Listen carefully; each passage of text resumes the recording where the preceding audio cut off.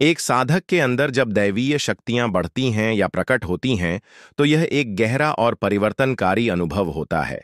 यह केवल बाहरी क्षमताओं का विकास नहीं है, बल्कि साधक के आंतरिक जगत में भी एक मौलिक बदलाव आता है, जो उसके विचारों, भावनाओं, दृष्टिकोण और जीवन के तरीके को पूरी तरह से बदल देता है। इस प्रक्रिया को और अधिक विस्तार से समझने के लिए हम इसे विभिन्न स्तरों पर विभाजित करके देख सकते हैं।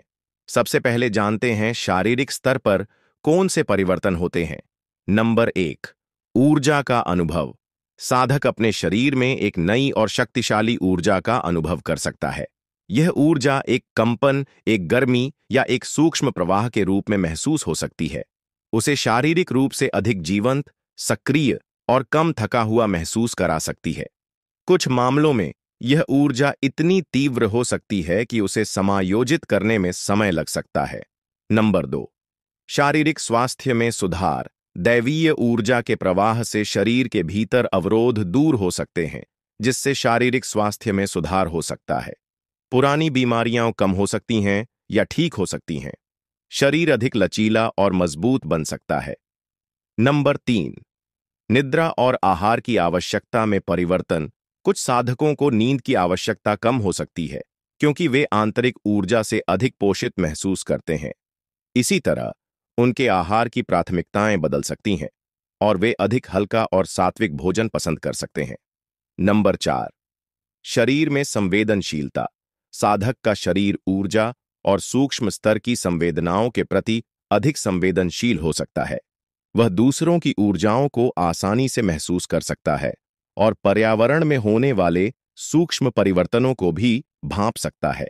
नंबर 5, कायाकल्प के लक्षण।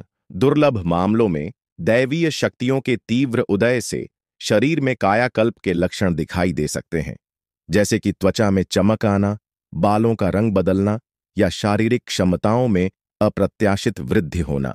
आइए अब जानते हैं मानसिक स्तर पर कौन से परिवर्तन होते हैं। नंबर 1, विचारों की स्पष्टता। मन शांत और स्थिर होने लगता है और विचारों में अधिक स्पष्टता आती है। भ्रम और संदेह कम होते जाते हैं और साधक अधिक निर्णायक और केंद्रित महसूस करता है। नंबर 2, एकाग्रता और ध्यान में वृद्धि। ध्यान की गहराई और अवधि स्वाभाविक रूप से बढ़ने लगती है। मन बाहरी डिस्ट्रैक्शन से कम प्रभावित होता है और साधक आसानी से आंतरिक शांति की अवस्था में प्रवेश कर सकता है। नंबर 3, अंतर्ज्ञान का विकास। तर्क और बुद्धि के परे साधक के भीतर एक सहज ज्ञान का विकास होता है। उसे भविष्य की घटनाओं, दूसरों के इरादों या किसी समस्या के सही समाधान का अचानक और स्पष्ट ज्ञान हो सकता है। नंबर 4, स्मृति और सीखने की क्षमता में सुधार। मन की स्थिरता और स्पष्टता के कारण साधक की स्मरण शक्ति और नई चीजों को सीखने की क्षमता में वृद्धि हो सकती है। नंबर 5, मानसिक नियंत्रण में वृद्धि। साधक अपने विचारों और भावनाओं पर अधिक नियंत्रण प्राप्त कर लेता है। नकारात्मक विचार और भावनात्मक प्रतिक्रियाएं कम हो जाती हैं और वह अधिक सकारात्मक और संतुलित मानसिक स्थिति में रहता है। नंबर 6, टेलीपैथी और अन्य मानसिक क्षमताएं। कुछ साधकों में टेलीपैथी, दूरसंचार, क्लेयरवॉयंस, दिव्य दृष्टि या अन्य मानसिक क्षमताएं विकसित हो सकती हैं। हालांकि एक सच्चे साधक के लिए ये क्षमताएं आध्यात्मिक प्रगति का लक्ष्य नहीं होती। आइए अब जानते हैं भावनात्मक स्तर पर कौन से परिवर्तन होते हैं। नंबर 1, प्रेम और करुणा का उदय। हृदय में सभी प्राणियों के लिए एक गहरा और अनकंडीशनल प्रेम जागृत होता है। स्वार्थ और संकीर्णता कम हो जाती है और साधक दूसरों के दुख के प्रति अधिक संवेदनशील और सहायक होता है। नंबर 2, आनंद और शांति की अनुभूति। आंतरिक शांति और स्थिरता के कारण साधक लगातार एक गहरी खुशी और संतोष की अवस्था में रहता है। यह आनंद बाहरी परिस्थितियों पर निर्भर नहीं करता और भीतर से आता है। नंबर 3, भय और चिंता से मुक्ति। मृत्यु का भय, असुरक्षा की भावना और भविष्य की चिंताएं कम हो जाती हैं। साधक वर्तमान क्षण में जीना सीख लेता है और जीवन की अनिश्चितताओं को स्वीकार करता है। नंबर 4, धैर्य और सहिष्णुता में वृद्धि। दूसरों की गलतियों और कमियों के प्रति अधिक धैर्य और सहिष्णुता विकसित होती है। साधक दूसरों को उनकी यात्रा में समझने और स्वीकार करने की क्षमता प्राप्त करता है। नंबर 5, भावनात्मक संतुलन, भावनाओं में स्थिरता आती है। तीव्र सुख या दुख की प्रतिक्रियाएं कम हो जाती हैं और साधक हर स्थिति में भावनात्मक रूप से संतुलित रहने का प्रयास करता है। आइए अब जानते हैं आध्यात्मिक स्तर पर कौन से परिवर्तन होते हैं। नंबर 1, चेतना का विस्तार। साधक की व्यक्तिगत चेतना धीरे धीरे व्यापक होती जाती है और ब्रह्मांडीय चेतना के साथ एक जुड़ाव महसूस होता है। वह स्वयं को केवल एक भौतिक शरीर तक सीमित नहीं मानता, बल्कि अनंत और अविनाशी आत्मा के रूप में अनुभव करता है। नंबर 2, अहम का विलय। अहम या मैं की भावना कमजोर पड़ने लगती है। साधक व्यक्तिगत पहचान से परे जाकर सभी में एकत्व का अनुभव करता है। मेरा और तेरा का भेद कम होता जाता है। नंबर 3, ईश्वर से संबंध की अनुभूति। साधक परमात्मा या सर्वोच्च शक्ति के साथ एक गहरा और व्यक्तिगत संबंध महसूस करता है। यह संबंध प्रार्थना, ध्यान या सहज ज्ञान के माध्यम से स्थापित हो सकता है। नंबर 4, जीवन के उद्देश्य की गहरी समझ। साधक को अपने जीवन के उद्देश्य और ब्रह्मांड में अपनी भूमिका की गहरी समझ प्राप्त होती है। वह अपने कर्मों को इस उद्देश्य के अनुरूप ढालने का प्रयास करता है। नंबर 5, कर्मों से अनासक्ति। साधक अपने कर्मों के परिणामों से अनासक्त हो जाता है। वह कर्तव्य भाव से कर्म करता है, लेकिन सफलता या असफलता की चिंता नहीं करता। नंबर 6, मुक्ति और मोक्ष की ओर प्रगति। दैवीय शक्तियों का उदय आध्यात्मिक प्रगति को गति देता है और साधक को मुक्ति या मोक्ष की अंतिम अवस्था की ओर ले जाता है। आइए अब जानते हैं व्यवहारिक स्तर पर कौन से परिवर्तन होते हैं। नंबर 1, सेवा भाव। साधक स्वाभाविक रूप से दूसरों की सेवा करने के लिए प्रेरित होता है। वह निस्वार्थ भाव से दूसरों की मदद करता है और उनके कल्याण के लिए काम करता है। नंबर 2, सत्यनिष्ठा और ईमानदारी। सत्य और ईमानदारी उसके जीवन के आधार बन जाते हैं। वह अपने विचारों, वचनों और कर्मों में सत्यता बनाए रखता है। नंबर 3, विनम्रता और कृतज्ञता। जैसे जैसे दैवीय शक्तियां बढ़ती हैं, साधक और अधिक विनम्र और कृतज्ञ होता जाता है। वह जानता है कि ये शक्तियां उसकी अपनी उपलब्धि नहीं हैं, बल्कि परमात्मा की कृपा है। नंबर 4, सरल जीवन। भौतिक सुखों और दिखावे के प्रति आकर्षण कम हो जाता है। साधक एक सरल और संतोषपूर्ण जीवन जीने की ओर प्रवृत्त होता है। नंबर 5, सकारात्मक प्रभाव। साधक की उपस्थिति और वाणी में एक सकारात्मक और शांतिपूर्ण प्रभाव होता है।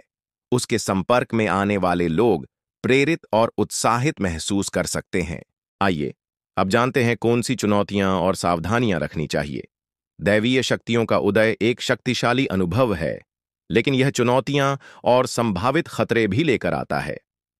नंबर 1, अहम का बढ़ना। सबसे बड़ा खतरा अहंकार का बढ़ना है। साधक अपनी शक्तियों को अपनी व्यक्तिगत उपलब्धि मान सकता है और दूसरों से श्रेष्ठ महसूस कर सकता है। यह आध्यात्मिक पतन का कारण बन सकता है। नंबर 2, शक्तियों का दुरुपयोग। शक्तियों का उपयोग व्यक्तिगत लाभ, दूसरों को नियंत्रित करने या प्रभावित करने के लिए करना आध्यात्मिक मार्ग से भटकना है। नंबर 3, आसक्ति। शक्तियों के प्रति आसक्ति विकसित हो सकती है, जिससे साधक आध्यात्मिक विकास के वास्तविक लक्ष्य को भूल सकता है। नंबर 4, मानसिक अस्थिरता। कुछ मामलों में तीव्र ऊर्जा प्रवाह और चेतना के विस्तार के कारण मानसिक अस्थिरता या भ्रम की स्थिति उत्पन्न हो सकती है। नंबर 5, सामाजिक अलगाव।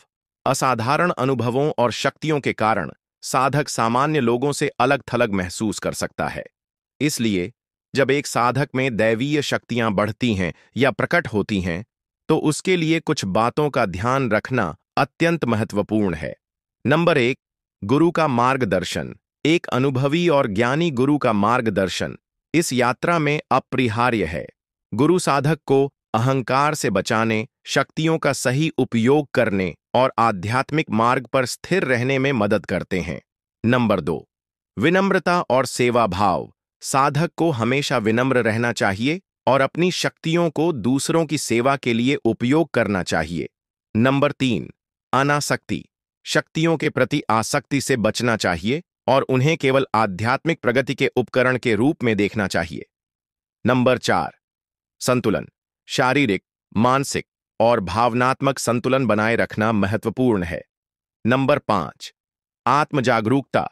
साधक को लगातार अपनी आंतरिक स्थिति का निरीक्षण करते रहना चाहिए और किसी भी नकारात्मक प्रवृत्ति को पहचानने और दूर करने का प्रयास करना चाहिए। निष्कर्ष, एक साधक के अंदर दैवीय शक्तियों का बढ़ना या प्रकट होना एक जटिल और गहरा अनुभव है, जो उसके जीवन के हर स्तर पर परिवर्तन लाता है। यह आध्यात्मिक विकास की एक महत्वपूर्ण अवस्था हो सकती है, जो साधक को आत्मज्ञान और मुक्ति की ओर ले जा सकती है। हालांकि यह चुनौतियां भी प्रस्तुत करती हैं और साधक को अहंकार, दुरुपयोग और आसक्ति से सावधान रहना चाहिए। गुरु के मार्गदर्शन, विनम्रता, सेवा भाव और आत्म जागरूकता के साथ साधक इन शक्तियों का सही उपयोग करके अपने आध्यात्मिक लक्ष्य को प्राप्त कर सकता है और दूसरों के लिए प्रेरणा का स्रोत बन सकता है। यह एक ऐसी यात्रा है जिसमें शक्ति और जिम्मेदारी दोनों साथ साथ चलते हैं और साधक को इन दोनों के बीच संतुलन बनाए रखना होता है। अगर आपको यह वीडियो पसंद आया हो तो हमारे चैनल को सब्सक्राइब करें और वीडियो को लाइक और शेयर करें। हम जल्द ही आपके लिए एक नया वीडियो लेकर आएंगे। धन्यवाद।